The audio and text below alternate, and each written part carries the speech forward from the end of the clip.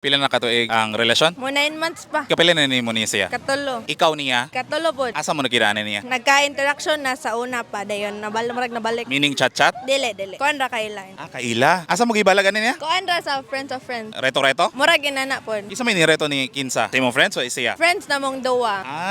Nagkuan man to, murag, like around June ba to? Gabulag-bulag. So kato ng time nga nagka-break up? Ako. Nasiya na pa siya ikarelasyon? Wala. Wala na pod. Ngano ganang siya? Ambot, ano dagang siya? Kay ganahan ra man gud ko. Kabalo ra mo handle sa ko ay nana ra. I-handle ka? Oo. With care, ana? Kabalo ra mo communicate na ako. Nuning ko nonchalant. Ginsa mo pag-communicate ng mga nonchalant? Ako ra man siya mag-explain. Nimo sa uban dili. Dili. Kayo. Ikaw, sa imong pagkabalo, say ganahan niya nimo. Ambot dia maldita manggudo kuno ko dito siya ganahan ako.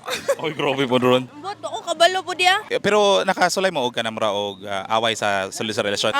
Unsa usual nga ginawayan? Normal ra man ang away ya pero kung magsige nga away kay kuan ra kanarang lalis ginagmay dayon okay ra. Kung malaglom kayo usahay ra pud kayo. Kisay sugod magawa ikaw? Ako din makalagot mo kay siya mo nang maglalis jud mi. Usual lang sa mga babae, no? Ngano man na? Ngano mo ana? Nga? Ngano mo ana? Nga unsa man? Kana, murag biliklon mo. Or gana mo magpabikil ang mga babae ba? Siya jud mamulog bikil. Siya jud? Oh, mamulog na siya bikil nako. Nongil ko sa lalaki ha. Klon ra jud ko. Mensahe para niya. Koan. Sige, dulag email. Koan ra. Salamat sa koan. Gugma og tabang. Bitaw koan ra ya. Communicate lang og tarong sa koan. Magdugay jud ta.